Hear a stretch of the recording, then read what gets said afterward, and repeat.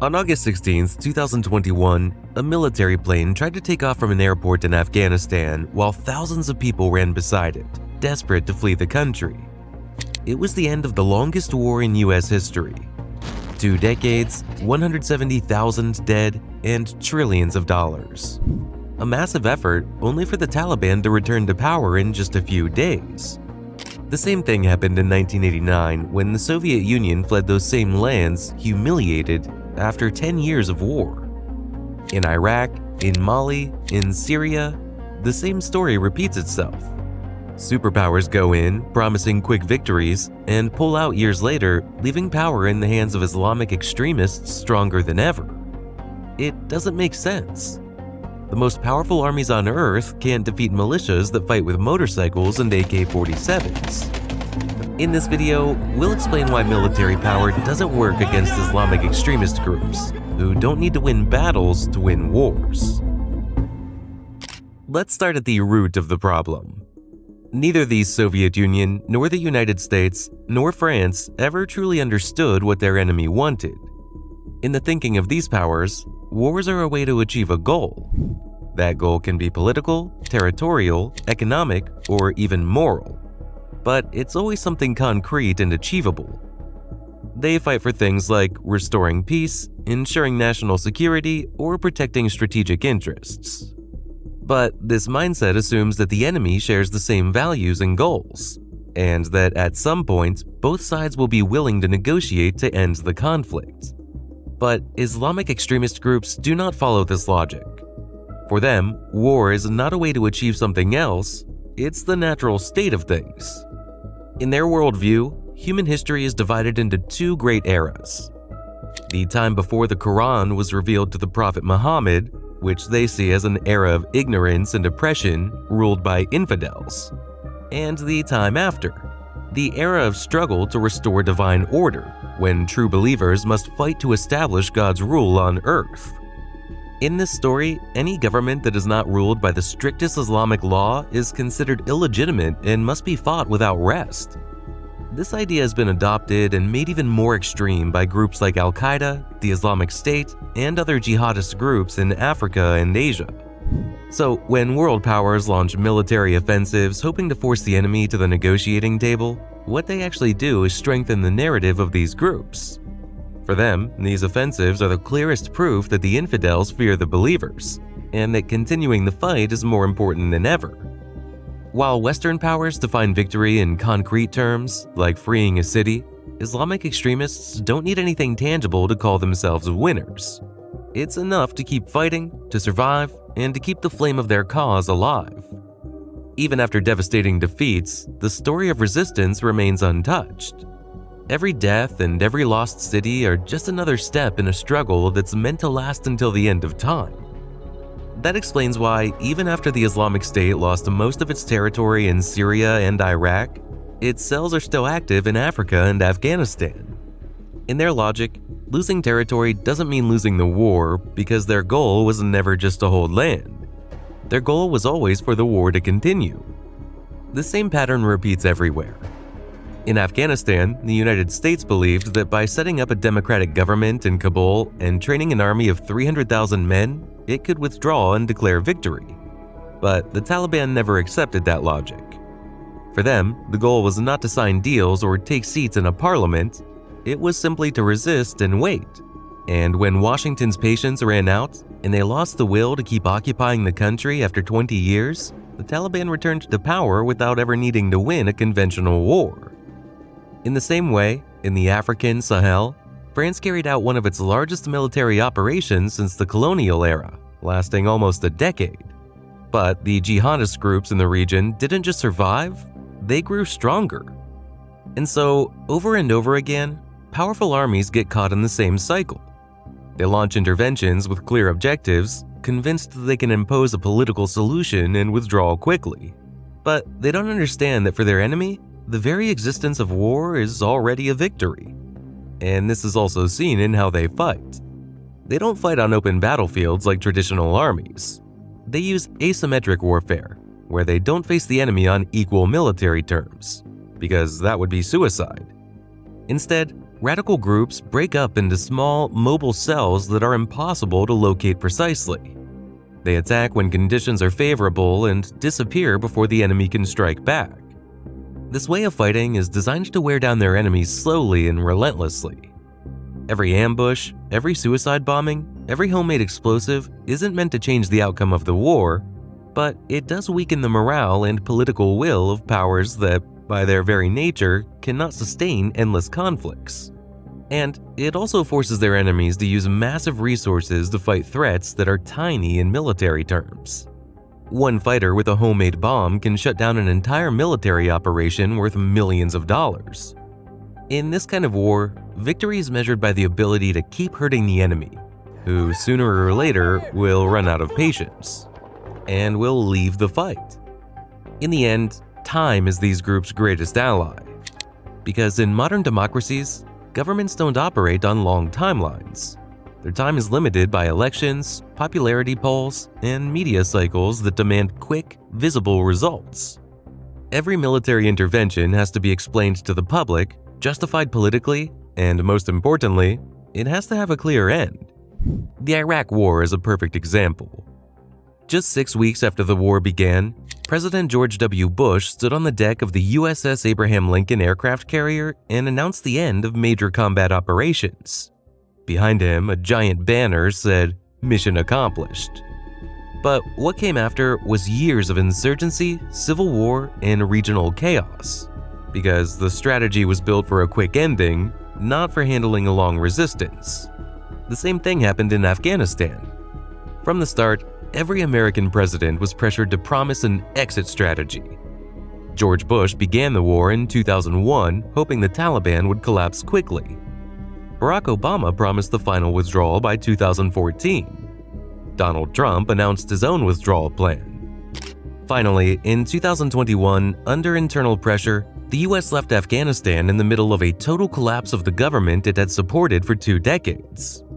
The Taliban understood something their enemies never accepted. It doesn't matter how many battles you lose, if you can resist long enough, victory is inevitable.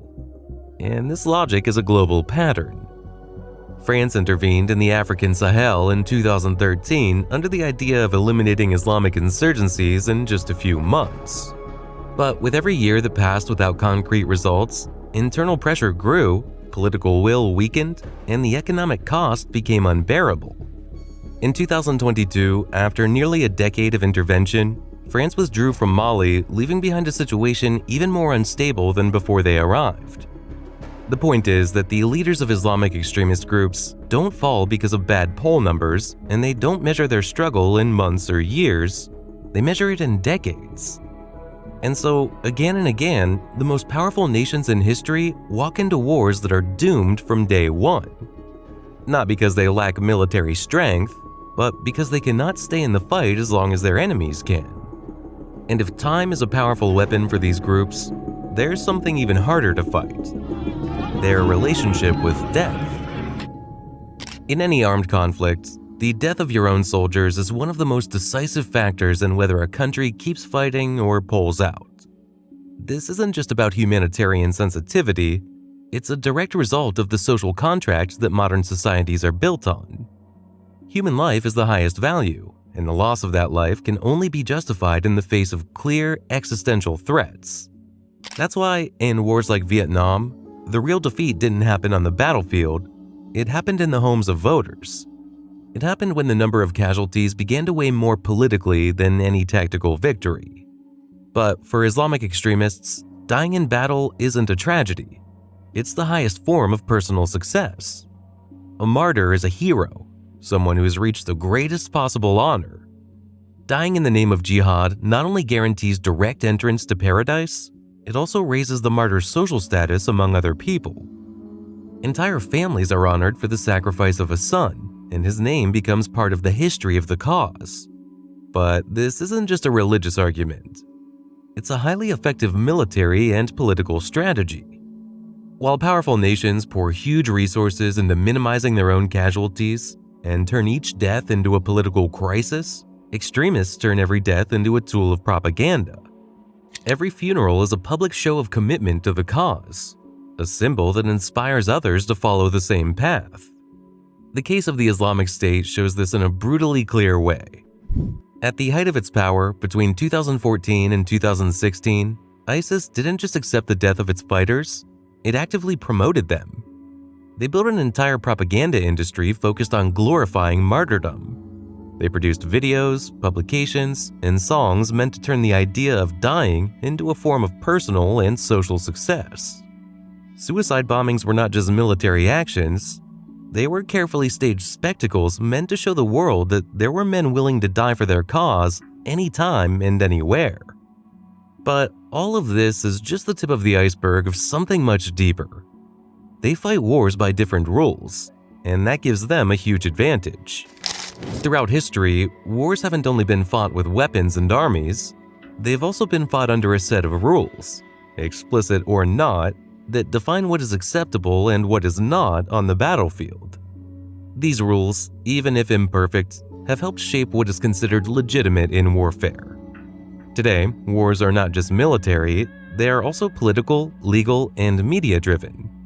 Every action on the battlefield is subject to review by international courts, to criticism from human rights organizations, and to pressure from public opinion, which demands that even in war, humanitarian principles be respected. This logic is not accidental.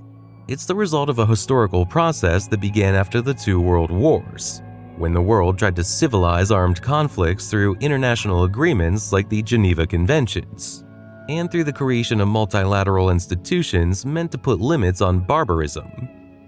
In the context of wars between states with regular armies, this strategy had a practical foundation. Both sides accepted the rules, even if they didn't always follow them. But in the asymmetric wars of the last few decades, that logic has become an impossible obstacle. Because extremist groups, by not seeing themselves as states or as parties to any international treaty, don't feel bound by those limits. And even more, they've learned to use those limits to their advantage. The asymmetry isn't just material. It's moral, legal, and psychological. While Western powers are forced to justify every operation, for the extremists, everything is allowed. There's no separation between fighters and civilians, no distinction between legitimate and illegitimate targets. Many extremist groups understand that their greatest strength is not in their weapons, but in their ability to use civilians as a shield, and at the same time as a political tool. They do this on purpose. By placing command centers in hospitals, storing weapons in schools, and launching attacks from residential areas, they force their enemies into an impossible dilemma: attack and risk an international scandal over civilian deaths, or hold back and allow the enemy to keep operating. This pattern repeats across all modern wars against extremist groups. In Gaza, Hamas has turned densely populated neighborhoods into missile launch platforms, knowing that any retaliation will be used as proof of their enemy's supposed brutality. In Yemen, Houthi militias have made this a regular strategy, setting up weapons stores and bases in the hearts of cities. In Somalia, Al-Shabaab uses rural villages not just as hideouts, but as platforms for gaining political legitimacy. And in Afghanistan, this tactic was taken to the extreme. The Taliban made their blending into the civilian population a nearly impenetrable shield. NATO forces, knowing that one mistake in an airstrike could become a political disaster, were forced to operate with such caution that, in practice, it neutralized much of their technological advantage. Modern wars are not decided only on the battlefield. They're decided on the news, on social media, and in international forums. Every image of a wounded child and every story of a failed attack becomes an undeniable argument in favor of their cause. And while Western powers must face constant scrutiny from their citizens, their institutions, and their allies, the extremists answer to no one.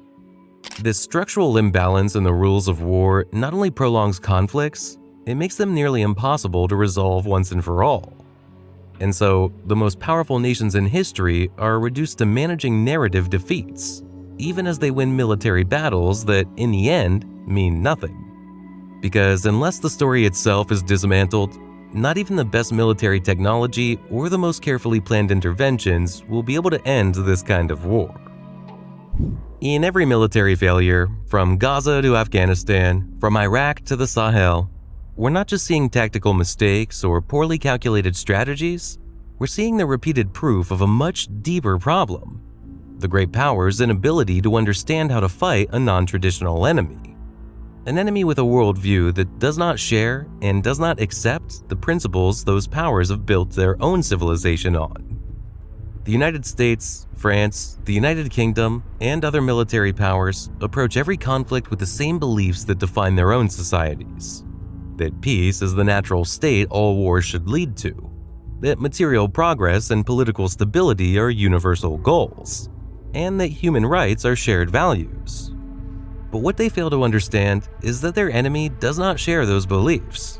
They don't recognize them, they don't consider them valid, and in many cases, they actively and consciously reject them. The powers fail because their way of thinking makes victory impossible, at least under the terms in which these wars are being fought. The real question then is not why the powers fail militarily. The real question is why, after decades of failure, they still don't understand that they're not fighting armies. They are fighting deeply rooted ideas. Ideas that can't be eliminated with drones or destroyed with peace treaties. Until they understand this, regular armies will remain trapped in the same cycle, winning battles and losing the wars. That's it for today's video. I hope you learned something new today. And if you liked it, don't miss the next one.